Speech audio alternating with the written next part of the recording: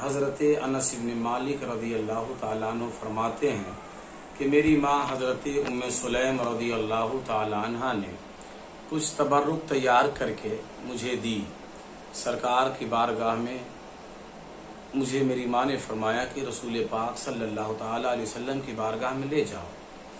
میں وہ تبرک کا پیالہ لیا اور نبی کریم صلی اللہ تعالیٰ علیہ وسلم کی بارگاہ میں پہنچا۔ نبی کریم صلی اللہ تعالیٰ علیہ وسلم نے پوچھا یہ کیا ہے؟ میں نے عرض کیا کہ یا رسول اللہ صلی اللہ تعالیٰ علیہ وسلم میری ماں ام سلیم نے یہ بھیجی ہے اور میری ماں نے مجھے فرمایا ہے کہ بیٹا لے جاؤ رسول پاک صلی اللہ تعالیٰ علیہ وسلم کی بارگاہ میں اور کہہ دینا کہ یا رسول اللہ صلی اللہ علیہ وسلم میری ماں ام سلیم نے یہ تبرک دی ہے، آپ اپنے بیٹے ابراہیم کے لیے ایصال ثواب کر دیجئے۔ حضرت انس بن مالک رضی اللہ تعالیٰ عنہ صحابی رسول آپ فرماتے ہیں نبی کریم صلی اللہ تعالیٰ علیہ وسلم کی بارگاہ میں میں نے پیش کر دیا۔ سرکار نے جہاں سے جتنا چاہا قرآن مقدسہ کے تلاوت کیا اور اس کے بعد نبی کریم صلی اللہ تعالیٰ علیہ وسلم نے دعا کے لیے ہاتھ اٹھایا۔ سرکار صلی اللہ علیہ وسلم نے نبی کریم صلی اللہ علیہ وسلم نے جب دعا سے فارغ ہوئے تو نبی کریم صلی اللہ تعالیٰ علیہ وسلم نے فرمایا کہ اے انس اسے اٹھاؤ اور لے جاؤ صحابہ کی بارگاہ میں بانٹ دو۔ حضرت انس بن مالک رضی اللہ تعالیٰ عنہ فرماتے ہیں کہ 300 سے زائد صحابہ کرام موجود تھے۔ میں نے ایک بعد سب کی بارگاہ میں نے تبرک پیش کیا، سب نے پیٹ بھر کے کھایا۔ آخر میں نے نبی کریم کی بارگاہ میں پیش کیا، نبی کریم صلی اللہ تعالی علیہ وسلم نے بھی کھایا اور اس کے بعد رسول پاک صلی اللہ تعالی علیہ وسلم نے فرمایا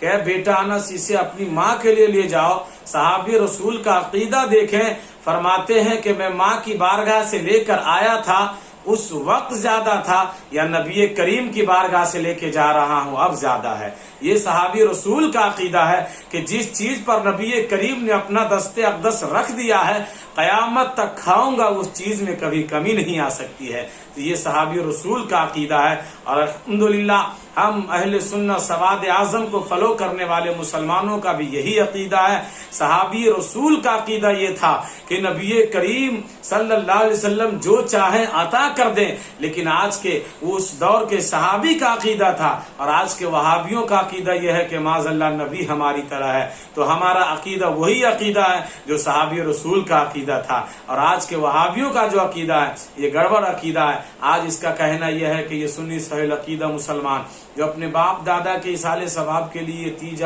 10واں 20واں 40واں برسی کرتے ہیں، یہ ناجائز و حرام ہے، یہ نہیں کرنا چاہیے۔ آئیے اسی کی کتاب، اسی کے جو گرو بھنڈال قاسم نانوتوی، رشید احمد گنگوہی، اشرف علی تھانوی جو ان لوگوں کی وہابیوں کے مولوی ہے، تحذیر الناس میں اس نے لکھا ہے کہ حضرت جنید بغدادی رضی اللہ تعالیٰ عنہ کے ایک واقعے کو تحذیر الناس میں ان کے مولویوں نے واقعے کو نقل کیا ہے کہ حضرت جنید بغدادی رضی اللہ تعالیٰ عنہ کا ایک مرید سامنے بیٹھا تھا۔ کیا دیکھتے ہیں کہ مرید کا یکایک چہرہ متغیر ہو گیا، بدل گیا۔ حضرت جنید بغدادی رضی اللہ تعالیٰ عنہ فرماتے ہیں کہ اے نوجوان تیرا چہرہ بدل کیوں گیا ہے، تیرا چہرہ متغیر کیوں ہو گیا ہے؟ مرید نے کہا حضور میری ماں کا انتقال کچھ دن پہلے ہو گیا تھا، میں کیا دیکھتا ہوں کہ میری ماں جہنم میں جل رہی ہے، میری ماں جہنم کی آگوں میں مبتلا ہے۔ حضرت جنید بغدادی رضی اللہ تعالیٰ عنہ آپ آنکھ بند کرتے ہیں اور 1,05,000 مرتبہ آپ نے کبھی کلمہ شریف لا الہ الا اللہ محمد رسول اللہ صلی اللہ تعالی علیہ وسلم آپ اس کا ورد کیے تھے، ذکر کیے تھے۔ آپ اسی وقت دل ہی دل میں تصور کر کے اس کے ماں کے نام ایصال ثواب کر دیتے ہیں اور جیسے ایصال ثواب کرتے ہیں وہ نوجوان کچھ دیر کے بعد کیا دیکھتا ہے؟ مسکرانے لگا، ہنسنے لگا اور کیا حضرت جنید بغدادی پوچھتے ہیں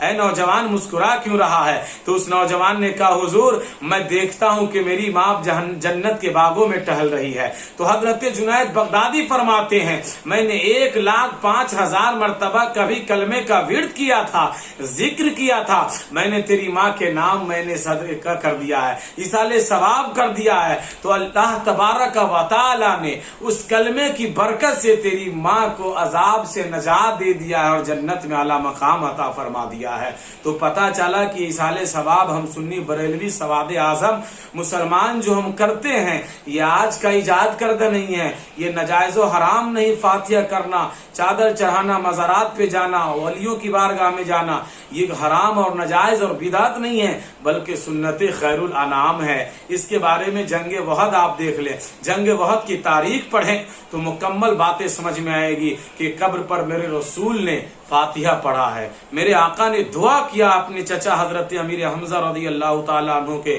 شہادت پہ، اور آپ نے دفن اور کفن کے بعد قبر پہ آپ نے فاتحہ پڑھا، کیونکہ رسول کونین صلی اللہ تعالیٰ علیہ وسلم کی نگاہیں دیکھ رہی تھی قیامت تک کہ میری امت میں ایک جماعت ہوگی سواد اعظم، وہ اہل سن یعنی اہل سنہ والجماع ہوگی، وہ قبر پہ فاتحہ پڑھے گی، مزارات پہ جائے گی، علماء کی بارگاہ میں جائے گی، کیونکہ نبی کریم کی نگاہیں دیکھ رہی تھی کہ اس دور میں ایسے ایسے فرقے ہو جائیں گے، ایسے ایسے لوگ پیدا ہو جائیں گے جو ناجائز و حرام بتائیں گے۔ تو نبی کریم نے پیغام دے دیا جنگ وحد کے اس میدان سے جہاں پہ 72 و 73 روایت مختلف کے اعتبار سے صحابہ کرام کا مزار مقدسہ آج بھی ہے، نبی کریم نے وہاں سے پیغام دے دیا کہ میرے غلاموں حرام نہ سمجھنا، اپنے رسول کی سنت خیر الانام سمجھ لینا۔ وما علینا الا البلاغ وآخر دعوانا الحمد للہ رب العالمین۔ السلام علیکم ورحمۃ اللہ وبرکاتہ۔